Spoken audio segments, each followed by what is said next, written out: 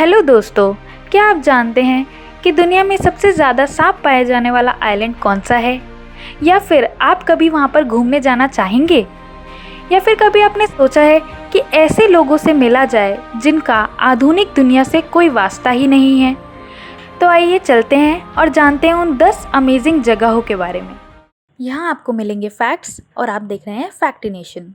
Number 10 पर है इलाकमादा grand island, जिसको स्नेक आइलैंड के नाम से भी जाना जाता है। ये आइलैंड ब्राज़ील के समुद्र तट पर स्थित है, जो साओ पाउलो तट से लगभग 20 मील की दूरी पर है। दोस्तों, जानने की बात यह है कि यहाँ पर कोई इंसान नहीं पाया जाता, बल्कि सांपों की प्रजातियाँ पाई जाती हैं। यहाँ पर इतने घातक सांप रहते हैं, जिसमें से एक है गोल्डन वाइपर, जिसका जहर मांस के माध्यम से खाया जा सकता है। इस आइलैंड में जाने की बात तो दूर रही दोस्तों, ब्राज़ील गवर्नमेंट ने इसके आसपास तक भटकने के लिए मना किया है। अब आप ही बताइए दोस्तों, इस मौत के कुएं में कौन जाना चाहेगा?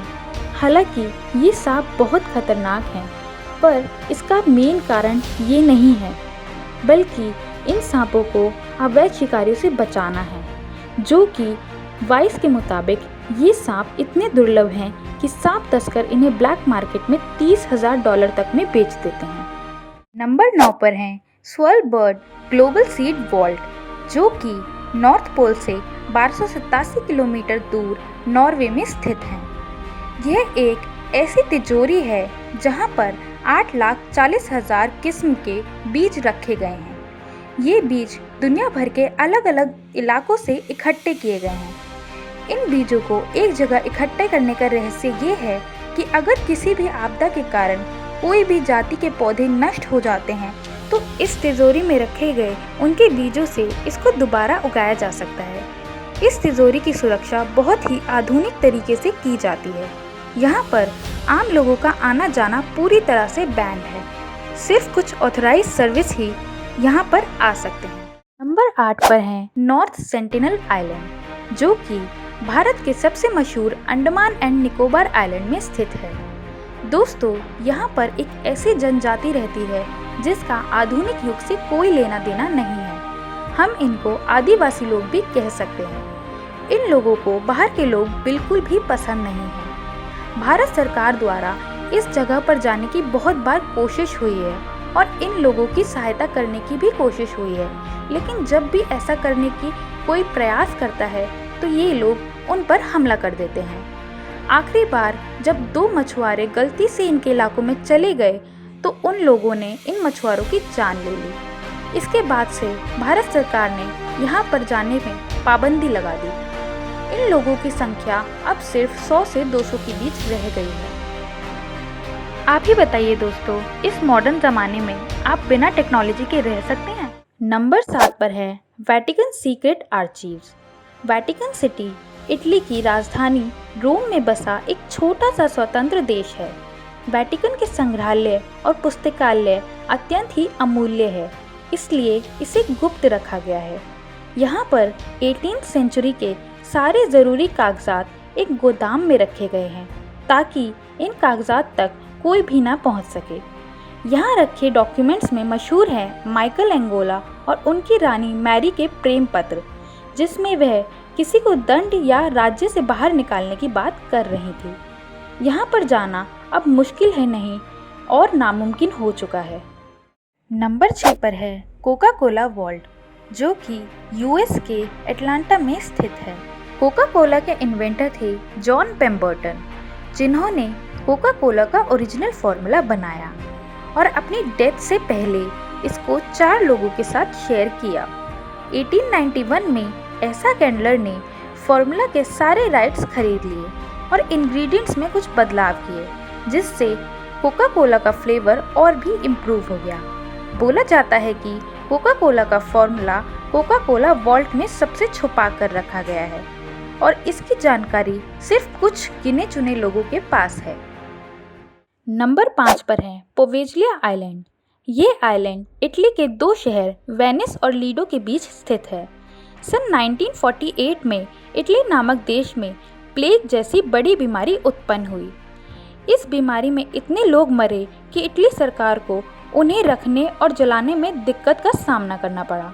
तब इस आइलैंड का उपयोग मरे हुए लोगों को रखने के लिए किया गया और सारी डेड बॉडीज़ को भी इसी आइलैंड में जलाने का निश्चय किया।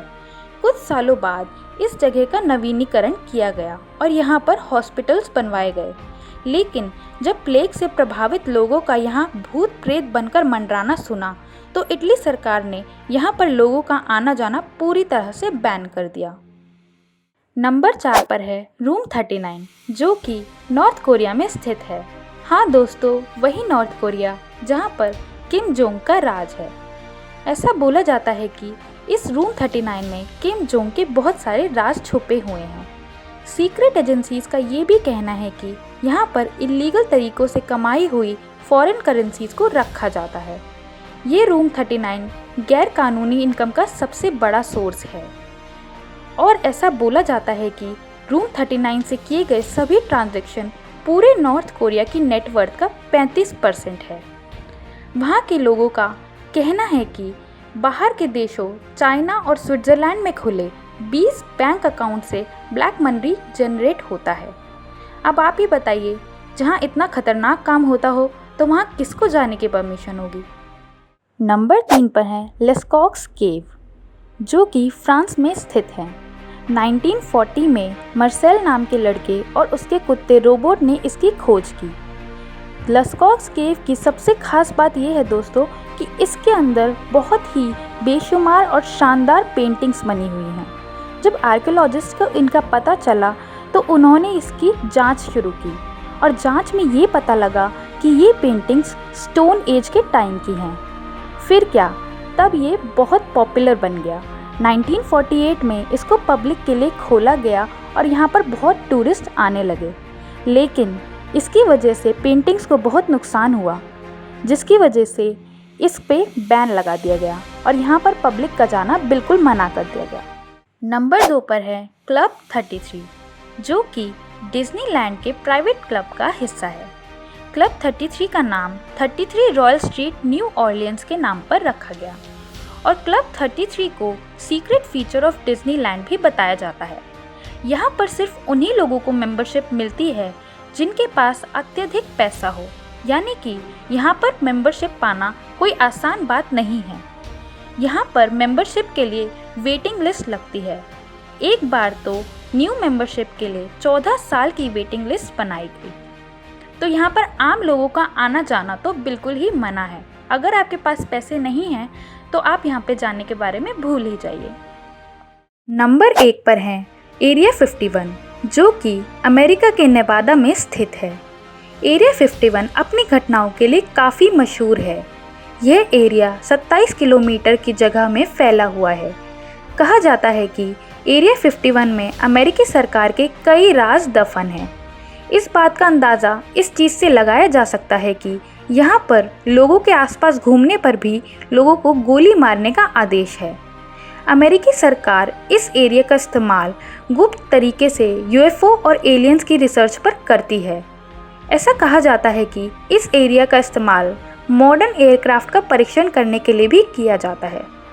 और अगर आपको ये वीडियो पसंद आई हो तो please like, share and also subscribe to फैक्टिनेशन।